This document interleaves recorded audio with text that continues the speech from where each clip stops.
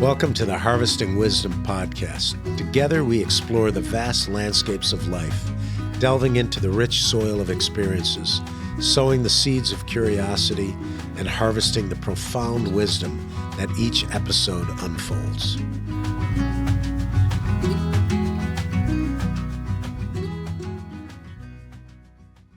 Welcome to another podcast of Harvesting Wisdom. I'm your host, Mike McMahon. My guest today is Enkhuun Byambadorj. Yep, Enkhuun Byambadorj. Okay. I'm known for screwing up names, and I knew I'd screw that one up. And then my co-host today is, again, Diana Guzman. Welcome to the show, both of you. And welcome our audience to Harvesting Wisdom, where education drives change and stewardship sustains it. With over 500,000 views and 38,000 subscribers, our global audience joins us to explore the front lines of sustainability. Today, our Central Asian series takes us to Mongolia, where the winter air is thick with coal smoke, and the fight for clean air is the fight for life itself. My guest, Enkhuun, co-founder of Breathe Mongolia Clean Air Coalition, is leading a generation of activists who refuse to fit into broken systems. Instead, they build new ones, rooted in education, powered by action, and guided by regeneration. So again, welcome to the show. And let me start just with a little background of your personal story. Our urban farming's education's ethos begins with stewardship of soil, water, and of each other. I guess we should be including air with that. How did your own story of confronting air pollution become an act of stewardship for your community? Well, first of all, thanks very much for having me. Very excited to be on the podcast and have this conversation. I love that you started the question with stewardship, because I think we don't name it as such, but a lot of what we do is so tied to stewardship. For example, we call ourselves sky warriors, or literally warriors trying to protect the skies and to bring about clean air. And I think there's a sense of relational aspect to how we connect with our environment and back. In terms of how we started, I think, so we have four co-founders of the organization, Breathe Mongolia. We're a nonprofit based in Mongolia, but we also have registration in the U.S. So we would try to work also not just in Mongolia, but to influence policies more regionally and multilaterally. And I think all of the co-founders have their own individual stories of how things came together. And my own is that I grew up in Mongolia in the U.S. A large part of my teenage years in the U.S., living in California, where there's a pretty good air quality standard. And when I was 16, my family moved back to Mongolia. And I think it was and it was also 2016 when we moved back. Mm-hmm. So it was during the first administration, or just as, or 2017, just as the first administration was starting.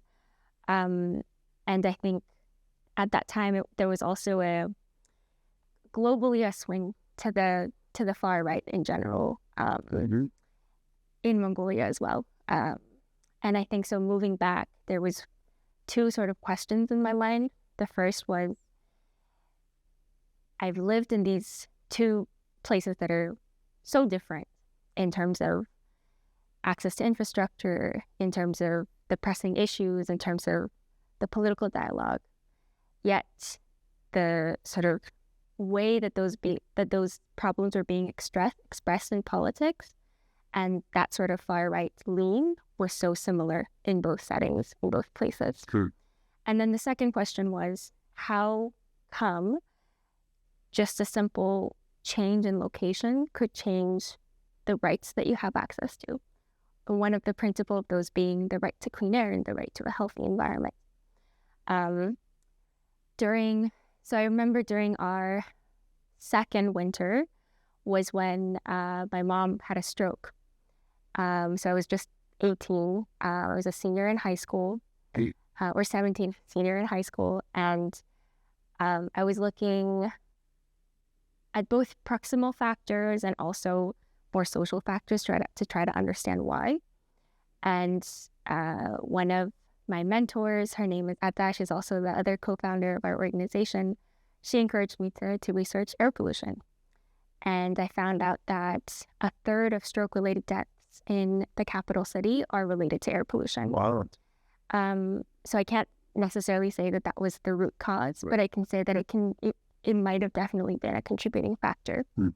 And so the more that I learned about it, the more I understood that it was a matter of not just an environmental issue, but a really developmental issue, and so tied to the geopolitical inequities, the energy insecurity, poverty, climate change driving urbanization. And so it was a mix of factors creating pollution, and then that pollution exacerbating those factors.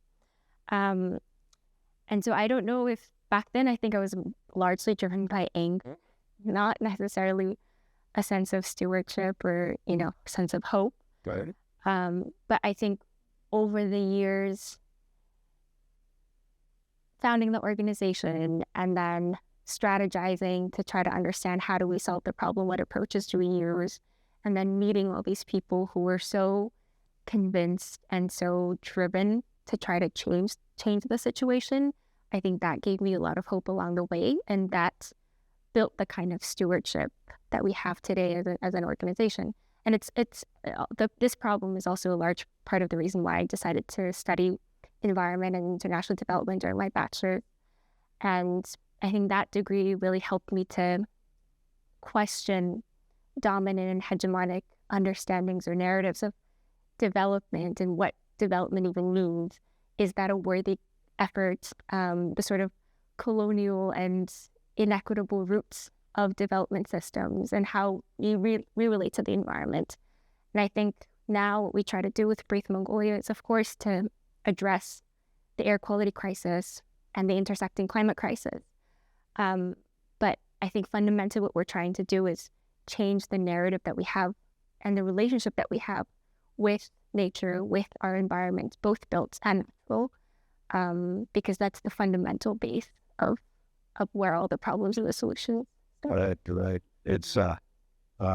It's interesting. We have a documentary film festival starting in Phoenix in March, and we named it Sky Fire, which was not a name I wanted, but now I'm starting to think maybe it was meant to be, Yeah. So do you have questions on how this all began? Yeah, I just wanted to know how the four of you came together. So, your story is so compelling, and I know you said all four of you had kind of different ways you got into it, but just if you could quickly go over how you met. I think the central community builder was Ada, the person that I was talking about. She knew all of us separately, and I had been working with her in a different sort of project, different other projects, including like road safety and right to breastfeed in public. So we were doing a whole bunch of different things. And when I started getting interested in air quality, she kind of drew me in.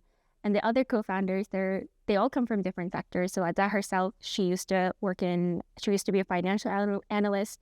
Now she works in water. The two other co-founders, one comes from an air quality scientist, but now she's doing an MBA. So she's more from the sort of private sector business side.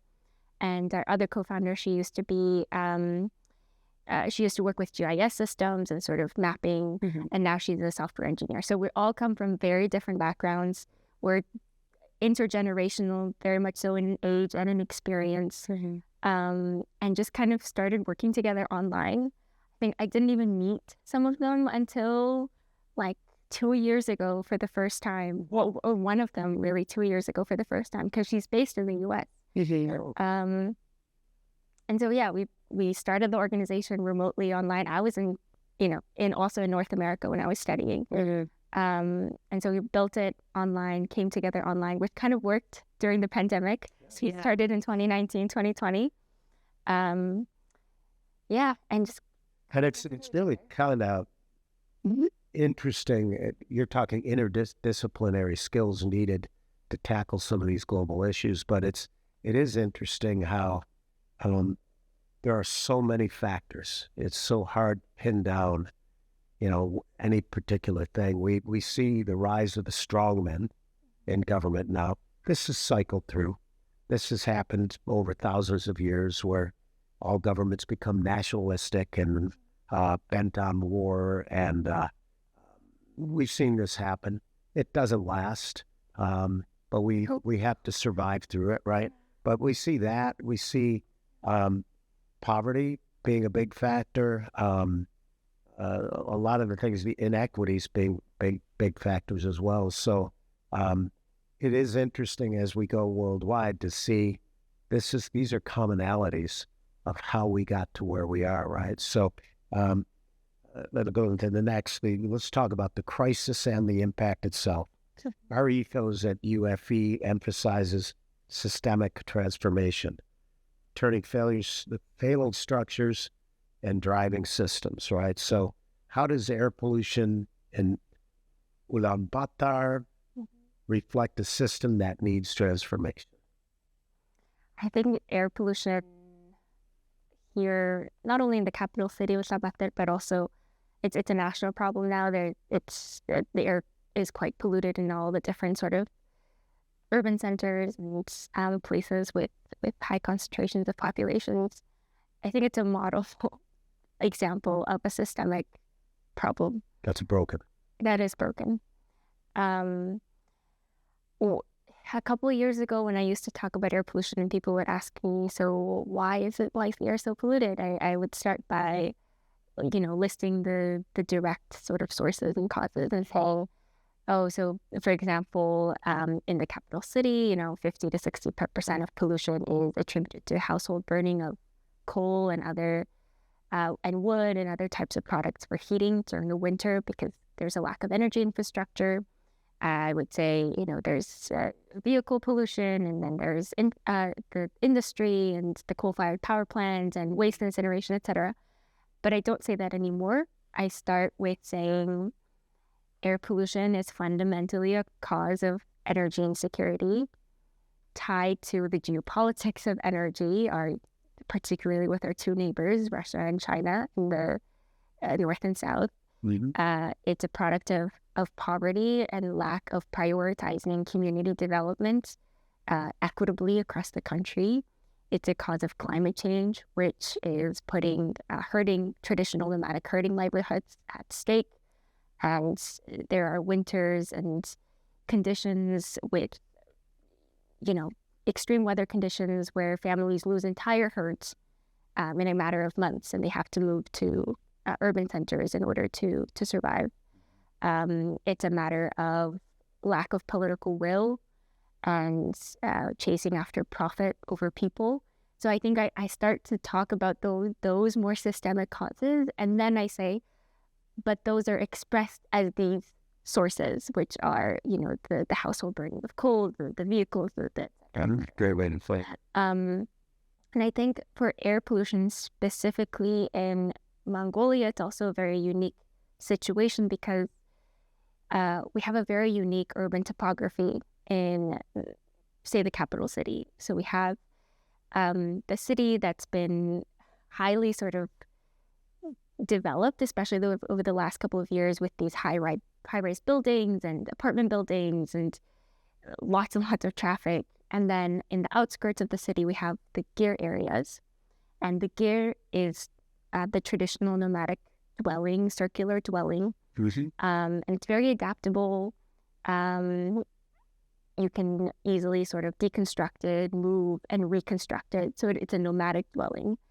But when people move to cities, because there's not, enough housing options, enough affordable housing options, people move to cities with their gear and they settle in these informal areas.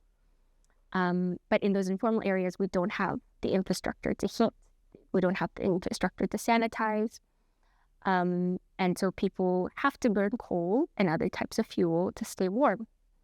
But in the political narrative, and also in the narrative that lots of international institutions put out, is that, for example, they say, this X% of pollution comes from the Gir district. And that, even in Mongolian, translates to, comes from the Gir district, which puts the blame and the responsibility on individuals who really don't have a choice.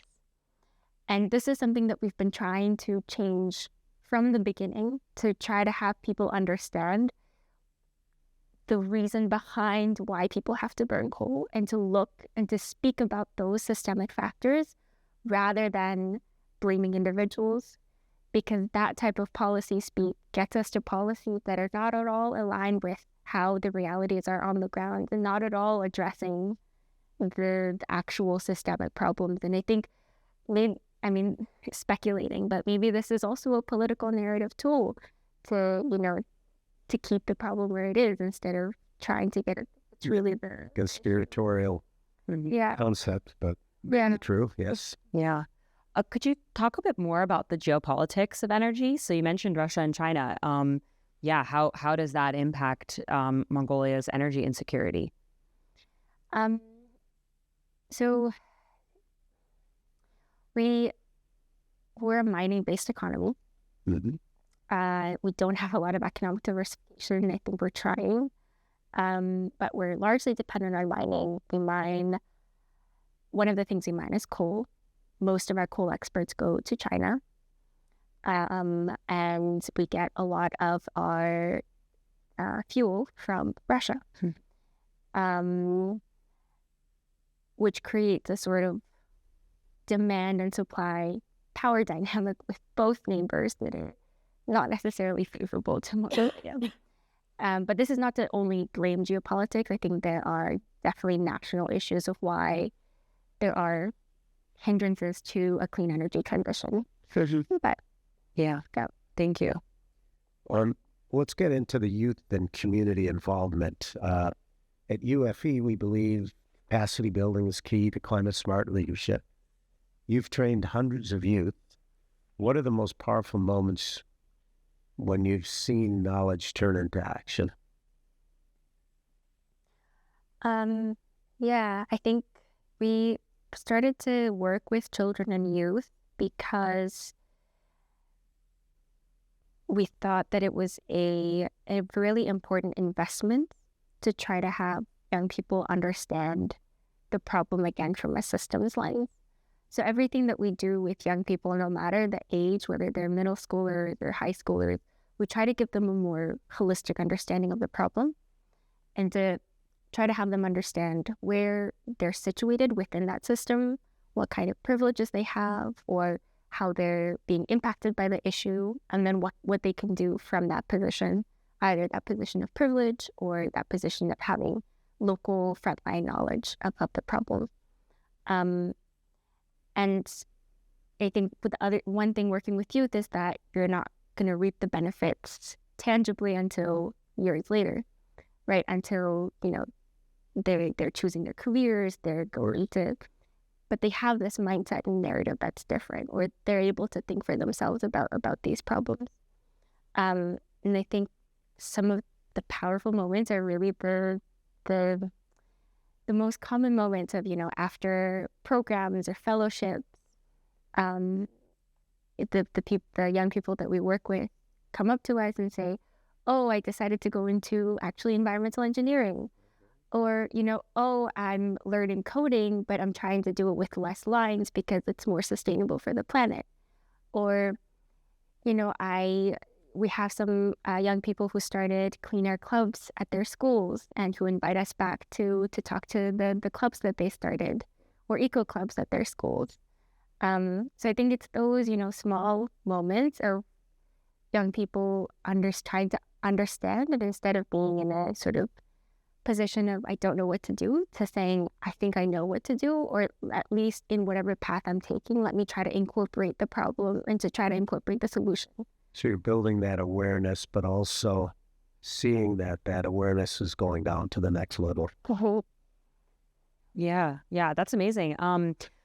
So what are some of the tools that you use to talk to youth? Like, is it, mainly, I guess, like, you're explaining things to them, or you're getting them to, talk to each other somehow? Like, what does that look like for you?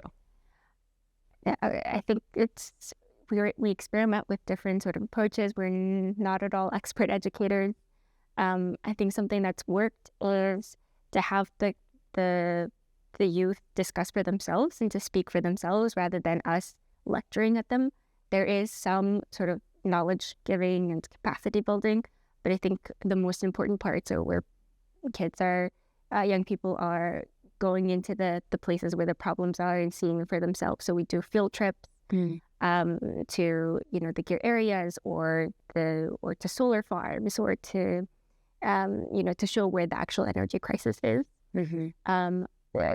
One thing that's one sort of approach to start off the conversation has been to have young people talk about what is my relationship to the environment? How do I interact with my natural and built environment in the day-to-day? How is that relationship formed? And then to have them discuss that, and then to give them a bit of more philosophical, theoretical understanding, to tell them, there are different ways of viewing relationships, and say like anthropocentrism and biocentrism, ecocentrism, and the sort of criticisms of each of those views, and to say, but these are just a couple of axioologies, and where is your priority? What do you want to do? If you want to, say, become a business person, how does the private sector relate to the environment? How does the private sector see the relationship to the environment? And do your values align with that? Do you want to change that? And so it's not necessarily about telling them like this is the right way to do things, but to make them understand how they see that relationship, why they have that relationship, from what factors that relationship formed, and whether they want to keep that or change that, or how to use that and employ it in the future. Sure. It's interesting. I say this all the time. First of all, children or young students have more of an open mind, and they don't have necessarily something in the game right now. They're not fully engaged in business or any of that, so they're open-minded enough. So once you see it, you can't unsee it. So, and look, the planet is 4.3 billion years old. We've gone through climate changes before, but we're now going through a massive increase in population. We're seeing pressures on the environment that are caused by humans. And so we're in a different place where some of the damage that's being done to the environment is happening in a much more accelerated fashion, right? So having students that are at this stage of their lives learning this, they may, at some point, they all have to go to work. So they may end up working for the coal industry. They may have children. They may end up having to deal with reality and real things. But it, like you said, the impact of the education, the understanding is something that I think is important to change our culture worldwide to begin with. And I think that, that opening is really the most important part. But you guys do more than just work with children too. So how do you handle policy? How are you, for us at UFE, we often say authenticity means results, right? So at some point, we have to work with policymakers and industry to transition to more sustainable methods, right? In parts of the world like Central Asia, Mongolia, Africa, people do deserve the right to energy. The world needs more energy. The question is what energy? And we don't want to vilify the oil industry or the coal industry because we all are part of that problem, right? So how are you guys involved with any kind of policy change? So policy advocacy, acting as a watchdog, holding governments accountable, monitoring policy, evaluating policy, that's one of our core 3 spheres of operation. I think, so, it is essentially, so the problem isn't a problem of policy, and it's a problem of political will, and it's a problem of politics. So I think, again, you have to work with policy. You have to communicate with the decision makers who you don't necessarily agree with. But we've been adding this policy bit a little bit by little over the past maybe 2 years. I think we've always wanted to do it, but I think it took us a little bit of capacity building to try to understand where we could have the most impact. One of the things we did during the last winter season is we got together with a couple of other civil society organizations and actors and professionals, and we put out a petition demanding a public hearing on air pollution policies and whether they were effective, and budgetary spending and whether spending was effective. And so that petition gathered 70,000 signatures in just 10 days. We had 30 days to collect 70,000 signatures, but it reached that in just 10 days, which I think showed the anger and emotions and sort of the public wanting change. But the interesting thing is we actually first released the petition during the spring, and we got only 500 signatures.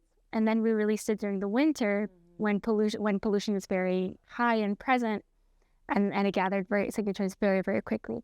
So there's a seasonal aspect as well, and this sort of collective, but also I think an intentional forgetting of the problem seasonally, which is a problem in itself, particularly when decision makers do that. So we reached 70,000 signatures, and the parliament decided and moved to hold a public hearing. And so we were part of this process, also a very public process, where we were trying to communicate demands to decision makers through the parliamentary sessions and letters and campaigns, but to also keep the public informed. There was unfortunately not a lot of media coverage about the issue, particularly from an analytical perspective, more than just like this is happening. So we were trying to do some of that informative work as well, and then to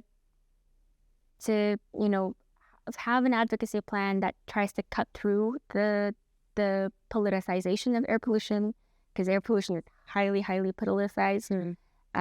It's almost like a hot potato. Politicians either don't want to touch it, and it's a problem that's been defined as, it's an energy problem, it's an environment problem.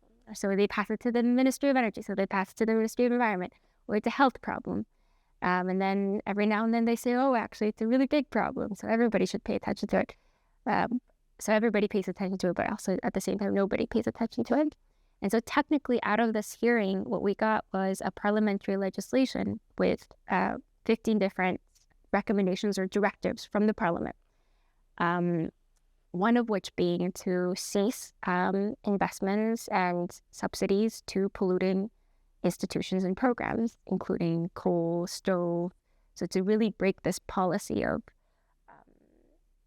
investing in better, newer types of coal or better and newer types of stoves as a way to combat air pollution, which has been the overwhelming kind of policy that the country has been taking. But of course, it's very difficult. It doesn't stop with just one hearing. So we have this legislation. Now we have to sort of follow up and make sure that it actually gets implemented. And one of the things that we're doing now is there is a national program for reducing air and environmental pollution, which ran from 2017 and it ends this year in 2025. So we're trying to evaluate that policy from an independent civil society perspective. How was it effective, and was it built to be effective in the first place? Because that policy's goal is to reduce air pollution by 80% by 2025 compared to 2016 levels. But was the policy built in a way to even achieve that? Because the main intervention of the policy is to improve coal, not necessarily to, say, a just transition plan to clean energy, or say, really addressing those root causes. So that's some of the sort of policy work that we do. What we try to do in our approach is to, again, tackle systems and institutions, not necessarily individuals. So we try to not attack individuals, but to point out the problems in the institutions. But I mean, you said not to vilify, but I think definitely to, one, point out the responsibility of where the action lies, or where the action lies, and, the responsibility of decisions that were poorly made with myopic points of views, and and corruption is a huge issue here. And so to point those out, and to point out the conflict of interest. Right. Yeah, and to point out the potential conflict of interest. But two, also to protect the dignity of the people and the communities who are dependent on these systems for livelihoods. And we're all honestly dependent on the system for our livelihoods. Of course. Yeah, so it's we're always a work in progress. I think we're continuing bit by bit, and we're exploring different policy advocacy strategies. Yeah, thank you. I also want to ask a bit about other tools that you use. So, you said one of your other co-founders was a software engineer, and I know you use technology a lot in what you do. So could you talk a bit about what other tools you have, like apps, air quality alerts, things like that? Mm-hmm. So I actually started the organization by building an air quality map of the different low-cost sensors that were collecting air quality data in Mongolia. Because around that time, when we started 2019, 2018, 2020, there was a change in the way that the government reports air quality data, and really became not as open. The data is now priced, so which doesn't comply with open air quality data policies. The way that the air quality index was calculated also shifted it a bit. And so we said, okay, so if the government is, putting restrictions on data, at least maybe we can collect the kinds of the low-cost sensors, the community sensors. And so we started with that. So we started building a map. We even started building an app until we realized, this is a huge effort. Oh, yeah, it's a lot of work. It's a lot of work, and I think perhaps our resources could be better used elsewhere. So yeah, we've developed some resources. We also have a couple of platforms. So that air quality map, we have a Take Action platform, which lists sort of short-term, medium-term, long-term actions that people can take in their day-to-day lives, whether it be from wearing a mask to getting green loans to buy a less polluting car, say. We also have a health impacts page, and we worked with I believe it's the Swiss Tropical and Public Health School, Swiss TPH, to translate the platform that they already had on how air quality impacts different health systems into Mongolian, to localize it into Mongolian. And we also have a platform called Avabnik, which we actually built in consultation with the government and funded by UNICEF and the Swiss Development Agency, to build better cross-sectoral collaboration so that everybody, all the organizations and institutions working on this issue, can transparently report what projects they're doing, how it's funded, what impact it's having. So we've built these sort of online platforms and tools, and we ourselves use low-cost air quality sensors to gather very local and indoor air quality data and analyze them, and to report back to those communities. Hopefully people are watching this. There might be some programmers out there that will reach out to you, because there are people worldwide that want to be part of the solution but don't know exactly how to get involved. So, and my experience here in Mongolia is very short, right? We've seen a little and reading some books, but nothing compared to what you're dealing with. What I see right away is there has to be, and you mentioned you were involved with some traffic. Traffic is something that has to be improved, because as cars, we took a very short drive through the city, and it took almost an hour to get through a couple of miles, right? So meanwhile, CO2 is being expelled from fossil burning cars, right? So we know that's something, and that shouldn't be a too political a situation. You would think that that's what I call a low-hanging fruit, something you go after. Clean cook stoves is a particular issue that we discuss. We're in Africa, and in Africa they make mine for coal, but mostly they're making coal or burning the bush, so literally cutting old timber down, wood down, to either make bricks for their buildings or they're cooking food. And that's, so everybody has the right to cook food and eat food, but a lack of clean cook stoves, both from Central Asia, Southeast Asia, and Africa, is responsible for 8% of the soot. Most of the soot worldwide, but which is about 8% of global warming. So again, people can say, "Well, you got to stop, making a mess." But reality is, people have to eat. So that's another intervention that doesn't go after the elephant in the room, right? Hey, the problem is the coal industry. No, that's the energy source, but it's also your major export. So it's a very important part of the process right now. Perhaps filters, better filters for coal plants, things like that, also might be a bridge between now and when newer, cleaner energy forms take place. What's your thought? I mean, you've got traffic, you got cook stoves, you got coal in general. Where do you start? I mean, I think we also have to, when we think about timelines and these more short-term, right now solutions and addressing the elephant in the room, we have to think about what is the cost of taking longer, or what is the cost of waiting to address the elephant in the room. I think we need to be addressing it at all different angles. We need to be doing those measures now, like, cleaner cook stoves, or, cleaner forms of putting those filters. But then at the same time, we need to be addressing the elephant in the room. And I think, again, I go back to your point of saying, like, not to vilify, say, the fossil fuel industry, but to a certain extent, yeah, to try to understand why is it so powerful? Why are we so dependent on coal? What are the sorts of subsidies that are on fossil fuels that are making it so cheap compared to, say, other renewable forms of energy?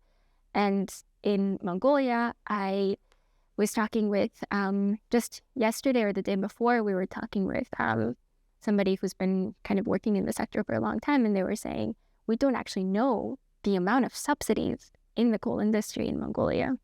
We don't even know the number, but it's significant. It's significant. Mm-hmm. And if we don't even know that number, and if we don't even know the amount of sort of tax money that's going to making polluting types of fuel cheaper than compared to, say, other forms of solutions and interventions, then we can't even address the problem. So I think, again, I think my angle of it is to address it from all different sides and to not put all of our eggs in one basket.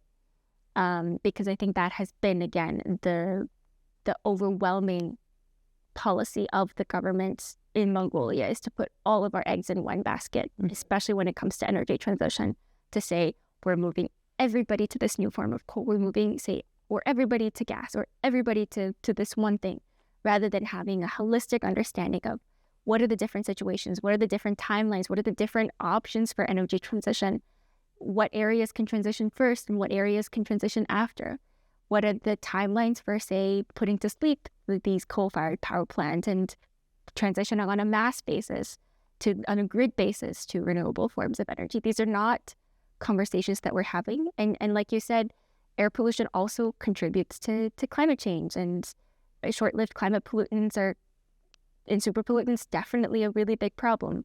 But again, in Mongolia, the climate conversation and air pollution conversation are completely separate, because air pollution is so politicized and climate change is really not a priority policy dialogue, especially among members of parliament.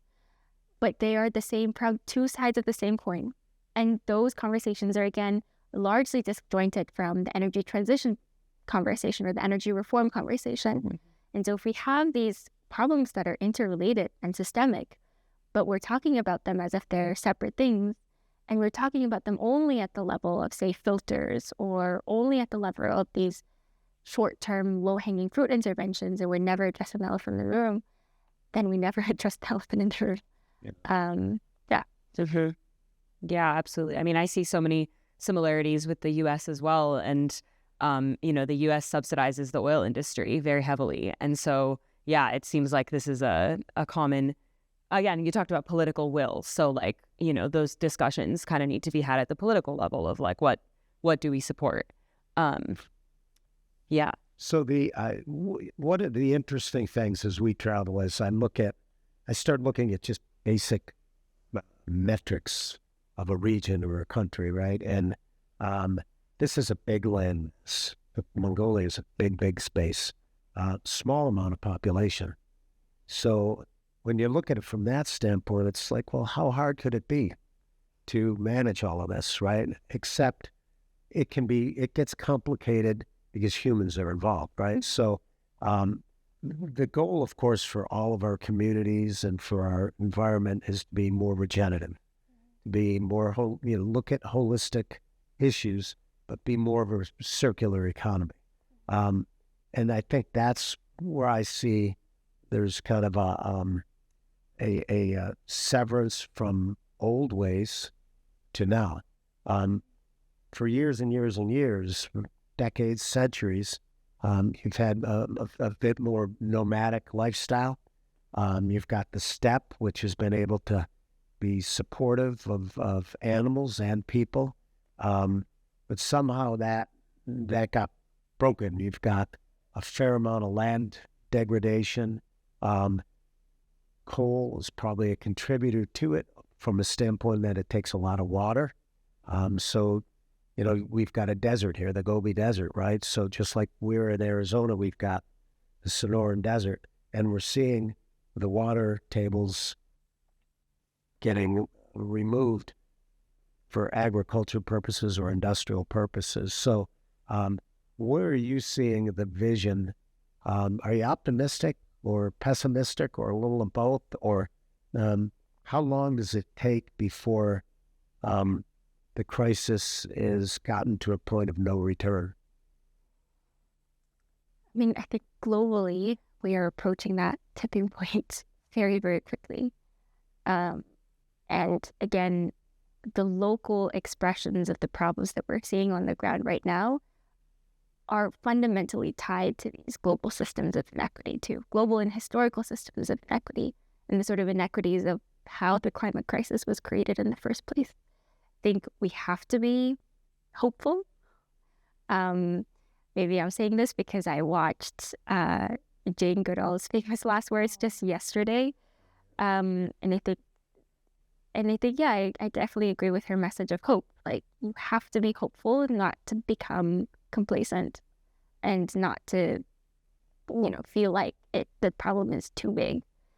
The problem is big, but I think as long as we have people who are conscious of and actively working against the systems creating these problems, even if they have to work within the systems for now, then I think we have hope that they're going to change someday, and they have to change someday, because otherwise we're not going to have a planet to live in. We're not going to have, and all of our economy, everything is based on nature itself. Mm-hmm. And so I think we just have to fundamentally understand that on a global level, that we can't talk about economic growth without nature.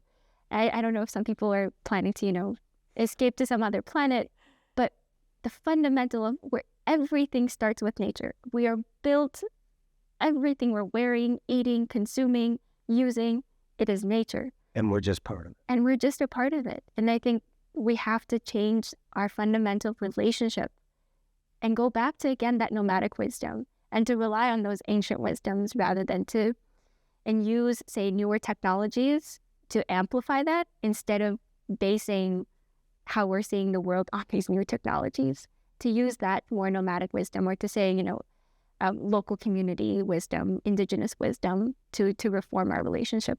Absolutely. So thank you, Enkhuun? Yeah, Enkhuun. Sorry. For sharing your story of courage and transformation. from Mongolia to Arizona. Harvesting Wisdom reminds us that stewardship is more than just a philosophy. It's a practice we live each day. Join us, continue to join us for our Central Asian series. And please subscribe, follow, and hopefully this has been eye-opening for a lot of people. And I'm going to just ask one quick question. Is climate change real? I think that's the wrong question to ask. Is air pollution real? Again, I think that's the wrong question to ask. Leave a question. I think that gets us into a conversation that is not useful for anybody. Okay. I think the real problem is that they're having impacts. We are seeing impacts, and those impacts are real, and people suffering are real. The profit of people benefiting from climate change and air pollution is also real. And how do we change that? How do we change the situation? I think that's the question worth asking. Right. Well said. Well said. Thank you very much. Thank you. Just real quick, is your pin significant at VNHS? It's our logo. You want to just ask Sure. a question about that? Yes. I want to make sure that you we'll put your website on what we're doing. Any photographs or videos or anything you can send over to Joe, and we can splice those in as well. So if there's any specific asks that you have for maybe the community's watching, you can ask it right now, or we can be part of that. Okay. Cool. Do you want to ask, or? Yeah. Well, Okay. sure. I think it rolls, so you can edit it. Okay. What for our audience watching, which continues to magnify, what ask would you have of them for just Mongolians in general, or for your organization? What ask would you have? I think not only for Mongolians, but for the planet, for the sake of the health of the planet and people. Again, to ask those fundamental questions that we want to have young people ask themselves, and it doesn't matter what generation, right? What is my relationship to the planet and environment? How was it formed? Why is it in this way? Am I okay with it? Is it the relationship that I want, or do I want to change it? And to, what is the impact that relationship is having? And do you want to change that? I think just to start asking those questions, I think in everybody's lives, I think those are self-reflective questions. And then, of course, if you feel that this is an issue that you want to know more about, contact us. We're open to collaborations. We're open to building more collaborative systems. Yeah. Great. Well, we'll end it with a quote from Buckminster Fuller, one of my favorite guys, and it's whose world is it anyway? It's a quote and a question all in the and we each have to answer that for ourselves. Thanks again. Thanks very much. Thank you.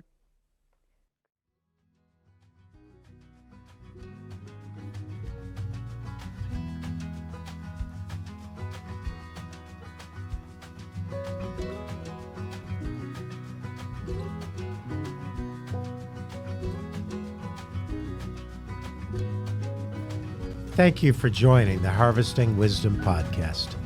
Click subscribe and like for ongoing insightful conversations. Explore our webpage for show notes and additional resources. Visit our guests' webpage for deeper insights. Your engagement is the foundation of our journey, and until next time, keep pursuing wisdom.